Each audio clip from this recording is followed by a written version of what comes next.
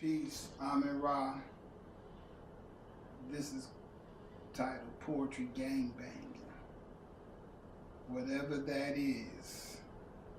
Lately there's been a lot of confusion going around.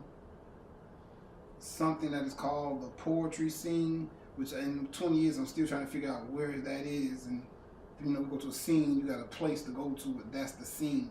And I've seen different people then create their own little poetry scenes and social clubs, their own thing, and become secret societies and all that. Nobody do anything, but that's another subject.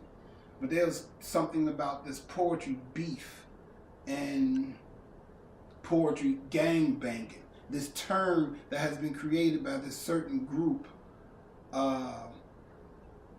When I first came into poetry, I remember seeing different crews that didn't get along. And I saw battles and I saw slams, but the term gangbang never came up because a lot of people knew what gangs was. For the record, it's very few people that can instruct me on what gangbanging is. I don't think I have to go through my past and what I know and why, but I know gangbanging. Two, I know what poetry is. And I remember when I was first introduced to poetry, the only people one person I would claim a mentor, and I don't claim everybody's mentor, and that's Jeffrey Watts. And that's because my first poetry class was on the red line. And I remember watching this brother spit and taking up my little paper and my poems, showing him while I was going to work, and he was critiquing my poems. Didn't know about a poetry scene that existed. First person that brought me to a poetry scene was Sister Ahadi, who brought me from rapping and doing my militant raps at the temple to a poetry scene. Anyway, I know poetry and I know gangbanging.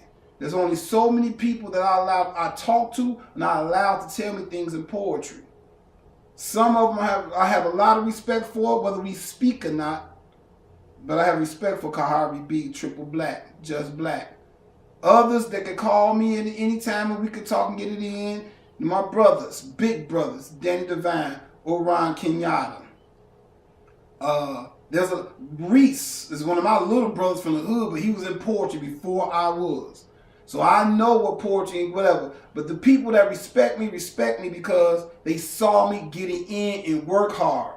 Mic by mic, stage by stage, tape by tape, page by page. And I earned my rank. But I didn't have, for the people who didn't like me, a social media. Because I was doing this before Facebook, before Twitter, before MySpace, any of that. And I could go and put a big thread and get people commenting on thread. We didn't have that. You just went to the set, you spit, and you went home. We didn't have fan pages, like pages. Either you was getting it in or you wasn't. So let's cut out this nonsense about poetry beef and poetry gang banging. In gang banging, people die and go to jail. Ain't nobody going to jail because they don't want to rock with you on the mic. Ain't nobody going to jail because they won't feature you. Ain't nobody going to jail because they don't want to be featured with you. They just don't. This didn't exist in blues. Bobby Bland didn't get mad at B.B. King because B.B. King didn't want to come to this show. And Bobby Bland didn't get on a social media program and talk about B.B. King and anybody in his entourage like he don't want to work with me. He must be blues gang bang. It didn't happen in R&B. People didn't get along, but they still was cordial when they went and got their awards and did what they had to do and went about their way. So let's cut all of this out. Do you entertain, perform? I congratulate anybody from Chicago performing and doing their thing. I just don't deal with crooked business tactics. That's all.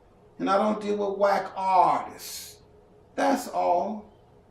And you would never see the superheroes of poetry, the superheroes of rap, the superheroes of blues messing with the whack people. So in this case, somebody got to be R. Kelly, somebody got to be Charlie Wilson, and somebody got to be Orange Juice Jones. Peace.